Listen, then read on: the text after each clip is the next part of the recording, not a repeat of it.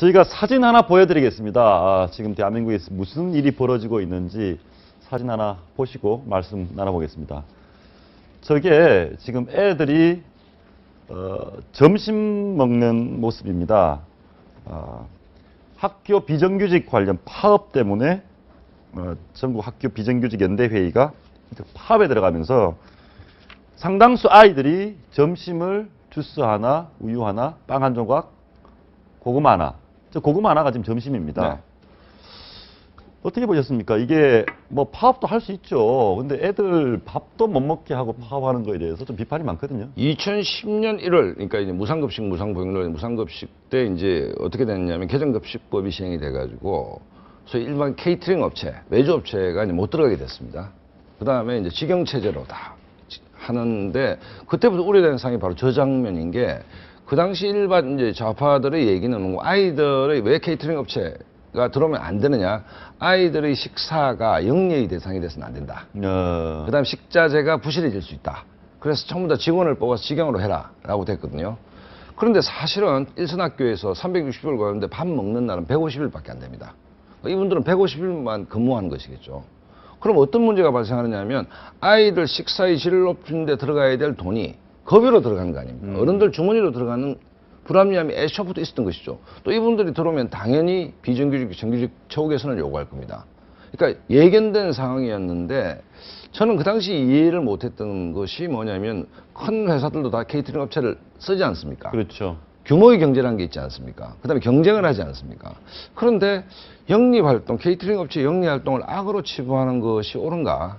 그 다음에 노조가 생길 것은 불을 보듯이 뻔한데 예. 이런 사태가 올 경우 도대체 어떻게 할 것인가에 대해서 정교한 대책이 좀 없었다. 알겠습니다. 이번에 학교 비정규직 쪽에서 노조 쪽에서 요구하는 내용을 한번 봤으면 좋겠는데요. 도대체 뭘 요구하길래 애들이 점심도 못 먹게 되는 상황까지 초래를 했는지. 호봉제 3만 원, 방학 중 생계 대책을 마련해라. 명절 휴가비, 상여금, 급식비. 뭐 저렇게 다 주면 좋을 것 같긴 한데요. 방학 중에 그분들 애들이 밥은 안 먹는데 생계 대책 마련을 해줘야 되나요? 어떻습니까? 가장 문제되는 게 저 부분이겠죠. 이제 4개 중에서 뭐 나머지는 뭐 어떻게든 넘어갈 수 있을 텐데 어쨌든 뭐 방학 중에 본인들이 일을 안 하게 되면 계약직 직원들이기 때문에 그 급여가 나오지 않거든요. 예. 그 부분에 가장 문제되는 거고 뭐 박사님 말씀이 맞죠. 외부에서 이제 그 아웃소싱을 줬으면 사실 쉽게 끝날 거를 어떻게 보면 폭탄을 안고 가는 건데 일단은 뭐 상황이 그렇게 됐으니까 해결을 해야 되지 않겠어요? 지금 얼마 전 속보 보니까 세종시 같은 경우는 이미 어느 정도 타협이 돼가지고 파업을 풀기로 했는데 서울을 비롯한 이제 대도시 같은 경우들이 이제 계속 파업을 진행하고 있는 거거든요. 결국은 이제 크게 보면은 결국 뭐 요새 영화 카트도 나왔지만 비정규직의 정규화 그런 문제가 있는 거고 더 크게 뭐 우리나라 그 노동시장의 유연성 얘기까지 나올 수 있을 텐데 당장은 예산 문제일 거예요. 근데 어차피 지금 무상급식에 들어가는 예산까지 없기 때문에 저분들한테 줄 만한 돈은 지금 예산에 없는 건 맞거든요. 그러니까 조금 이제 결국은 돈 문제이기 때문에 이게 쉽게 해결되진 않을 텐데 일단 저분들 제가 심정이 답답한 건 알지만 본인들 어떤 그런 파업 때문에 아이들이 밥을 못 먹는 상황을 피해야 되지 않겠어요? 일단 그러니까, 파업을 처리하시고. 네.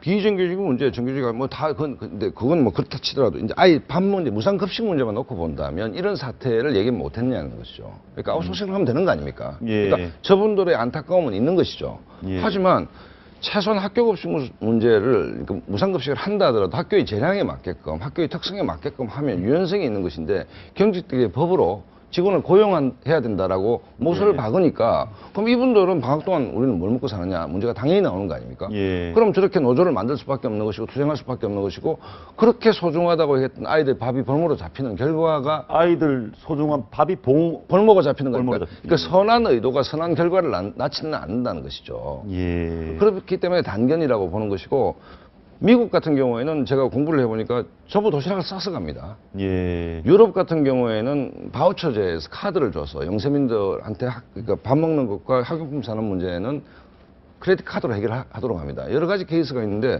우리는 법으로 직영체제로 가라라고 강제를 하니까 이게 현장에서 이런 문제가 발생하는 것이죠. 좌파들의 선한 의도가 결과적으로 최악의 상황을 낳을 수 있다는 것을 단적으로 보여준다고 봅니다. 단적으로 보여준다. 일부에서는 그런 얘기도 합니다. 정치권이 너무 급격하게 표를 의식해서 정규직 만들어줄게 이렇게 너무 약속을 많이 한 거 아닌가. 이 문제는 정규직, 비정규직의 문제도 있지만 어쨌든 무상급식과 관련해서 지금까지 논의됐던 과정들이 이런 우려들을 애시당초 안고 있었다는 것이죠. 안고 있었다. 네. 예. 그런 어떻게 생각하십니까? 교육자가 밥 장사하면 안 된다. 그러니까 뭐 이 케이터링 주는 그렇죠. 그건 근데 어떻게 생각하십니까?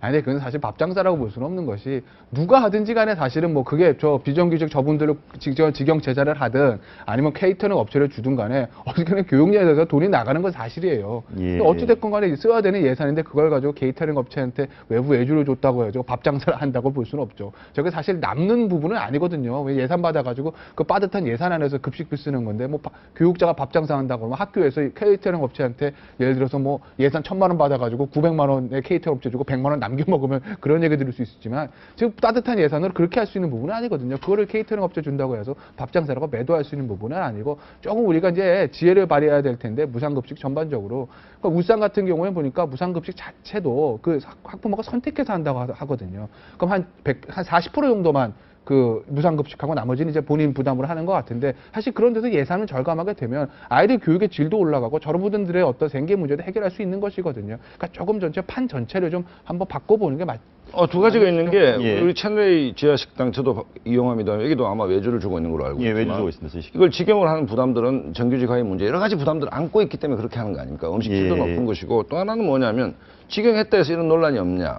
지난번 대선에 박원순, 정몽준 붙었을 때 친환경유통센터가 특정 업체로부터 식자재를 구입하고 있다. 그렇죠. 라는 의혹이 제기됐던 것이고 그다음 심지어 정몽준 쪽에서 농약 깻잎, 농약 상추 얘기가 나왔습니다.